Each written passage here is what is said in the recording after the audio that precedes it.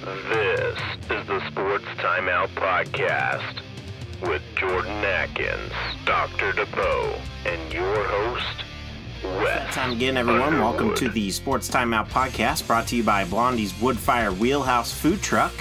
If you're looking for a caterer for your next big event, or just want to grab some pizza, find them on Facebook. Just search for Blondie's Woodfire Wheelhouse. Wes Underwood, flying solo again this week, and, lots going on, so let's go ahead and get started. And today we begin in the Olympics as the U.S. maintains first place overall in the medal count. They are now just 5 golds away from being tied with China with just a couple days left to go. And, lots of exciting events going on here. Basketball being one of them, as the U.S. basketball team made it to the gold medal game. And, Durant and Booker, down 15 points at one time in the game, come back and pave the way into the gold medal game by combining for 43 points of the 48 points scored to come back and win. Look, I wasn't expecting this. I truly thought we'd come home with a bronze or nothing at all. But now we get to take on Australia for the gold or silver. I'm shocked with this, but as an American, I love it. To see a comeback like that on the Olympic stage, let's go, Team USA. We're all watching now.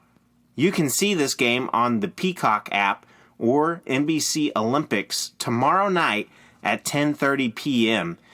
It should be a great one. I truly hope Durant and Team USA can get it done, but man, what a huge accomplishment after starting out in a bad rut to begin things. But, they rebounded, they came back, and here they are in the gold medal matchup. Continuing in the Olympics, we talk baseball. Another team just put together from free agents and minor league players for Team USA, and look, here they are now. They beat South Korea in a dominant fashion, 7-2, Thursday morning. Now, I most definitely didn't have them making it past round 2. But here they are, one game away from their first gold medal since 2000. Yep, you heard me right. 2000 was the last time that Team USA had won a gold medal for baseball. 21 years, folks.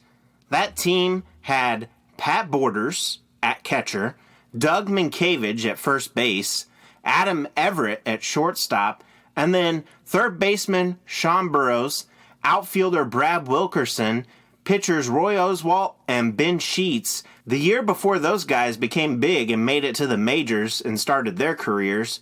The list goes on, but that team was so fun to watch.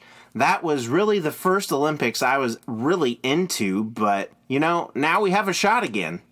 And, you know what? I truly believe that Team USA can win this. They have all these doubters, me being one, I'll admit it. And the whispers in the ear of they're not good enough, you know what? They've capitalized on that. They're playing some good ball right now. They're finally gaining momentum. And, go Team USA. Prove me wrong. Let's get that dub. And you know what? Bring home some gold there as well. You can catch that game Saturday morning, August 6th at 6 a.m. Eastern U.S. time. I know I'll try to catch it. We now switch over to the NFL as we talk the Hall of Fame game. The Steelers and the Cowboys face off tonight. And, two teams who really struggled last season due to injury and other things seem to have upside this year. And we'll go ahead and start with the Cowboys first. CeeDee Lamb being one of those, and Dak Prescott coming back. Those two could be huge this season, as well as adding Zeke in the backfield. I mean, there's more options for Dak this year. This team could be explosive. As a running back in the backfield to a couple of good wideouts on the outside there, and Gallup and Lamb and everybody else there, really, to be honest. They just struggled last year in finding leadership, and without Dak, they just struggled a lot. But this year they have Dak, and if they stay healthy, good things will come. As for the Steelers, they got Harris from Bama. They already have McFarland Jr. They added Balaj after the departure of Connor. Then, as you know, they have Claypool, Smith-Schuster, and you add Trey Turner to the O-line, and then on defense, you add Melvin Ingram, along with T.J. Watt, Joe Hayden, and Fitzpatrick. The defense and offense could be lethal as well, so you know what? These two together, over the next 3 weeks, we'll get to see the younger guys go, but I'm really excited for the Cowboys and the Steelers this year. As a Chiefs fan, you don't hear me say that as much, but in the Patrick Mahomes era, we would love to see more competition and watch Patrick Mahomes do things that he does, So bring it on. Let's take on the Cowboys. Let's take on the Steelers. Let's see what happens. Staying in the NFL, we now talk Tim Tebow. Not much has been said after the ex-quarterback has unretired and returned to the NFL. Have you all seen him? The dude is jacked. Looks exactly like a tight end should. Now, I know y'all may think I'm crazy in saying this, but he's truly athletic. He'll be an awesome weapon. He looks good in camp, and I'll say this now, he will 100% be on the final roster come the end of August.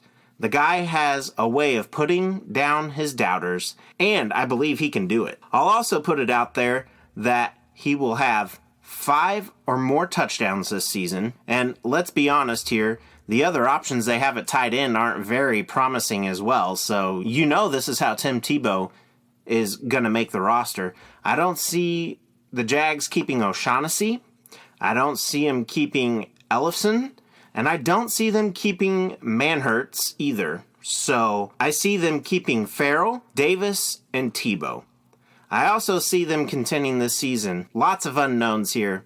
New quarterback, new head coach, and not to mention the chemistry between Lawrence and Etienne. That will be fun to watch. So keep your eyes out for the Jaguars this year. There might also be some Minshew magic down the road too, so we don't know. We now talk MLB. And, the very hyped and upcoming game between Boston and the Yankees, that is the game at the Field of Dreams. This game will be played in Iowa next week on the 15th, and boy, the stadium gives you chills. If you have not watched Field of Dreams, you will probably want to watch it before you watch this game. It's pretty cool. I'm excited for this one, and I'm kind of nerding out about it as a baseball fan, but as a baseball fan, when this stadium is complete, I'm wanting to go check it out. And, it will be almost just as iconic as the Cooperstown Dreams Park. I mean, you can't get past the history of baseball being created in Cooperstown back in the 1800s. And that's where the Hall of Fame is also, if you didn't know. So these will be awesome to see. I'm excited for the game next week, and I hope you guys get to watch it. I hope you guys know what this is for baseball fans, just nerding out and being able to see this. It's going to be phenomenal, and it's going to be awesome. Next, we continue in the MLB as we talk last week's trade deadline. You know what's depressing? Cubs fans. I understand you lose 3 great players who did a lot for your city. I get it. I'm a Royals fan. We lost Kane, we lost Hosmer, and we lost Moose. And it pains us to see him with other teams, but we don't go out on social media and complain about it like you guys did. We gave them their farewell at the stadium, and then on social media we told them how much we liked them and said, good luck in your future endeavors. We didn't get angry at other teams having them on their roster. I mean, come on. Now, look, you'll have down years. It was a smart baseball move.